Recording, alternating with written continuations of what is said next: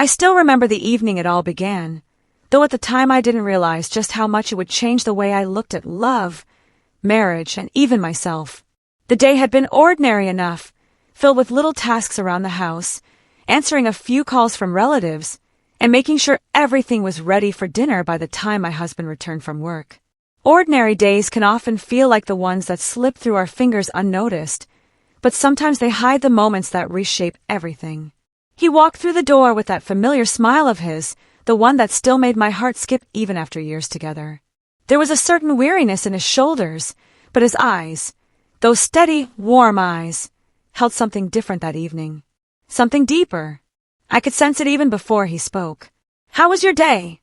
I asked, brushing a bit of flour from my hands after setting the bread on the table. "Better now," he replied softly, dropping his bag near the sofa. But instead of heading straight to wash up, like he usually did, he lingered. He stood there, studying me as though he were trying to gather courage for something unsaid. It was then he walked closer and said, "There's something I want tonight, something I've been meaning to ask you for a while. I couldn't before, but now I feel I must." His words hung in the air between us. My heart raced, not out of fear but out of curiosity, anticipation, and that familiar thrill of being chosen, wanted, even after all the seasons we'd weathered together. "What is it?" I asked, my voice steadier than I felt. He took my hand, lifting it gently, as though my hand was the most precious thing in the world. "I want us to spend tonight differently. I want no distractions, no phones, no world outside this home. Just you and me. I want us to remember why we started, why we're still here, why we belong to one another." It wasn't a wild or extravagant request. It wasn't diamonds or trips to some distant place. It was simpler, purer, something that reached beyond the surface of life. A reminder of us. And in that moment, I knew I couldn't refuse him. Not because I felt obliged, but because deep down I needed it too. I had missed the quiet magic of us, those moments when we weren't rushing, weren't planning, weren't pulled in every direction by duties and expectations. I had missed simply being his wife, his partner, his closest friend. So I nodded, feeling warmth rise in my chest. "All right," I whispered. "Tonight is yours." The way his face lit up, it was like watching the sun break through after weeks of heavy clouds.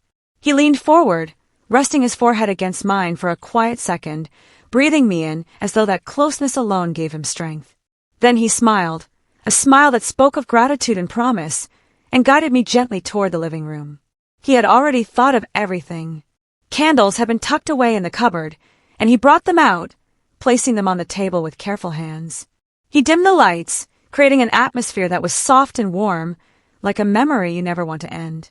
Then he asked me to sit, while he disappeared into the kitchen. I laughed when I heard clattering. "Do you need help?" I called. "No," came his firm reply. "Tonight I'm taking care of you. That's my request."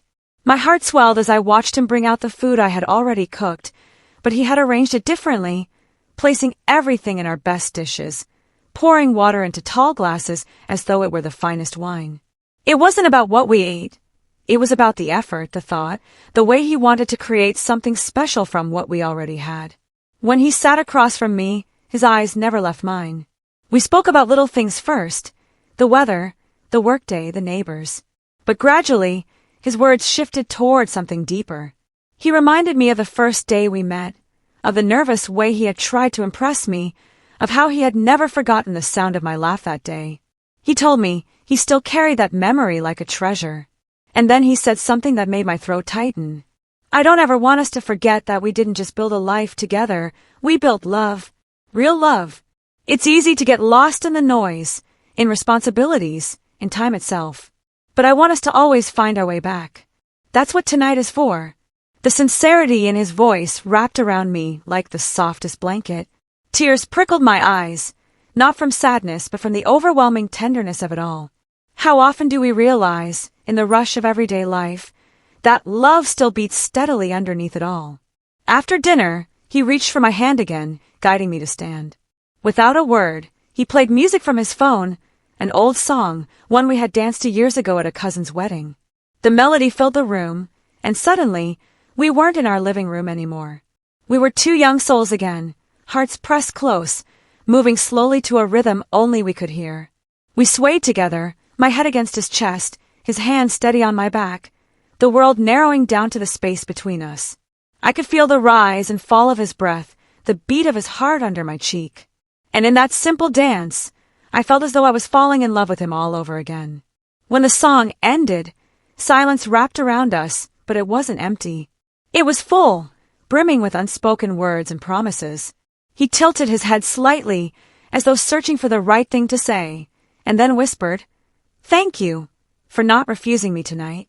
I smiled through the tears that had finally slipped free. How could I ever refuse you when what you're asking is us? We spent the rest of the evening talking, not about bills or errands, but about dreams, about the moments that had shaped us, about the quiet wishes we still carried.